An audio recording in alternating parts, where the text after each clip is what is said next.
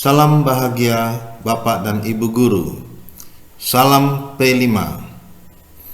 Menanggapi banyaknya rekan-rekan guru yang belum paham tentang penjadwalan, pembagian jam, dan pembuatan modul P5, maka kali ini saya akan memberikan sharing pendapat tentang pelaksanaan P5 di sekolah kami.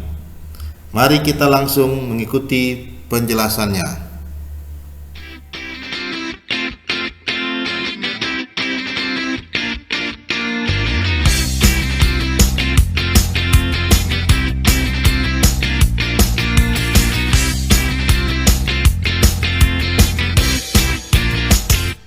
Bapak dan Ibu Guru, untuk membuat jadwal P5 dan pembagian jam pembelajarannya per minggu, tentu kita harus memahami dahulu berapa sebenarnya alokasi waktu yang disediakan untuk proyek penguatan profil pelajar Pancasila ini per tahun.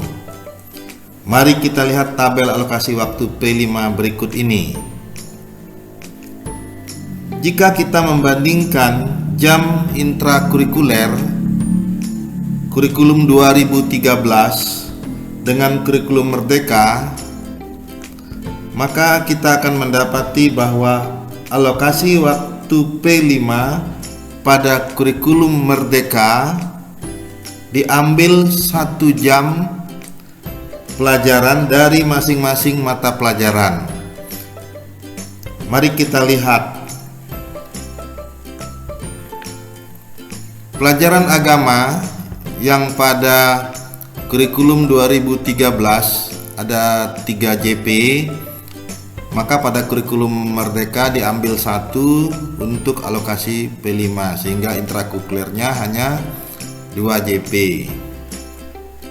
Demikian juga dengan mata pelajaran yang lainnya. Di sini misalnya PKN yang biasanya 3 jam, sekarang tinggal 2 jam dan 1 jamnya diambil untuk P5. Bahasa Indonesia yang biasanya 6 jam tinggal 5 jam diambil 1 jamnya untuk P5.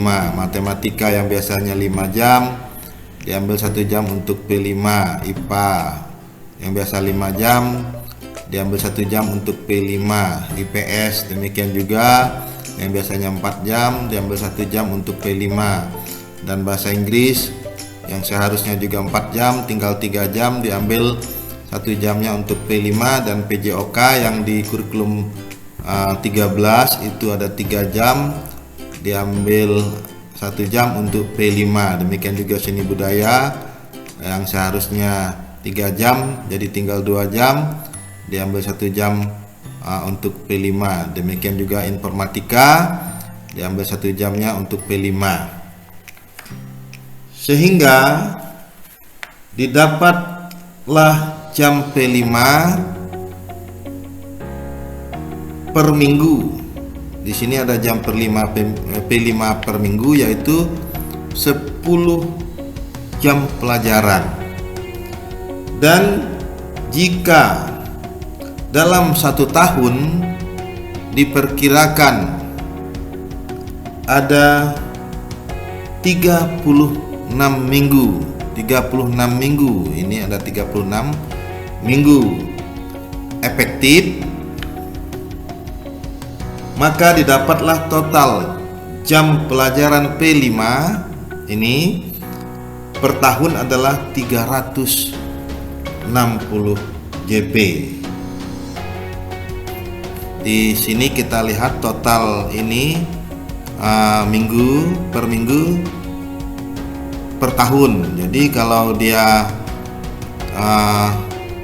1 tahunnya itu ada 36 minggu, karena 1 tahun 36 minggu dia dibagi dengan 3 tema. Perlu Bapak Ibu Guru ketahui bahwa untuk PASED atau tingkat SMP itu mewajibkan memilih 3 tema paling sedikit. Jadi kita anggap kita hanya pilih 3 tema. Jadi untuk pelaksanaan P5 nya yaitu jumlah minggunya kan ada 36. Jadi 36 bagi 3 tema. Jadi masing-masing temanya akan mendapat porsi 12 minggu. 12 minggu ini kalau dikalkulasikan diperkirakan sekitar 3 bulan lebih begitu Bapak Ibu. Nah, demikian juga dengan total jam per tahun.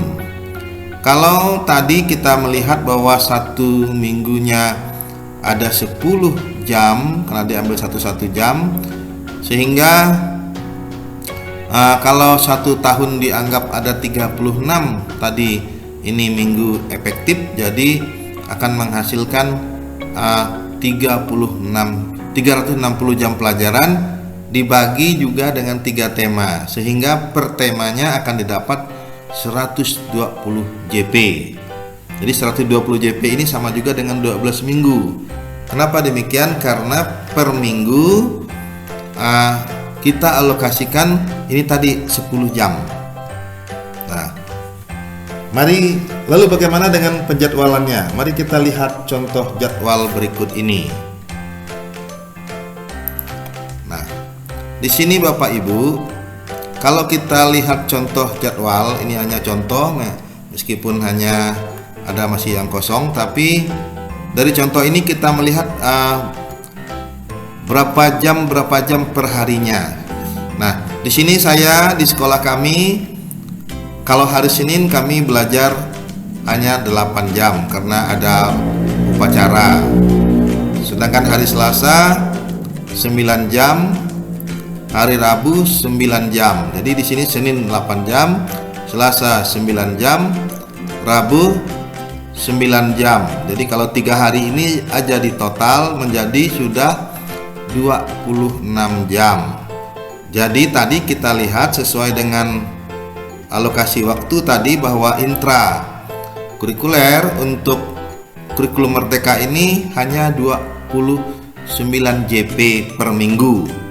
Sehingga untuk penjadwalan yang intra itu kalau kita lihat di hari Kamis, berarti di hari Kamis tinggal, karena ini sudah 26 berarti tinggal 3 jam lagi di hari Kamis. Sehingga di hari Kamis itu untuk intranya sampai di jam ketiga. Sehingga ada 6 jam lagi di sini Bapak dan Ibu guru itu bisa langsung dipergunakan untuk P5 selama 6 jam. Kemudian yang 4 jamnya akan dilanjutkan di pada hari Jumat. Ada 4 jamnya untuk P5. Sementara kelas 8 dan kelas 9 akan belajar seperti biasa, sehingga pada akhirnya nanti keuntungan yang kita dapat dari menggunakan penjadwalan ini adalah siswa kelas 7 yang menggunakan kurikulum Merdeka dan siswa kelas 8 dan 9 yang masih menggunakan kurikulum 2013 akan menyelesaikan pelajarannya bersamaan setiap hari, sehingga mereka bisa pulang bersama-sama. Jadi tidak ada waktu yang kosong, atau tidak ada kelas 7 lebih cepat pulang, kelas 8 9 agak lambat pulang. Selanjutnya mari kita lihat bagaimana bentuk modul dari P5 dan bagaimana pembagian jam pelajarannya. Di sini saya akan memberikan satu contoh modul P5 yang kami terapkan di sekolah kami. Nah, di sini Bapak Ibu, rekan-rekan guru, kami memilih salah satu tema yaitu kearifan lokal dengan topik asyiknya berkebun sayur. Perlu Bapak dan Ibu guru ketahui, untuk memilih tema P5 kita harus menyesuaikan dengan keadaan dan kondisi yang ada di sekolah kita.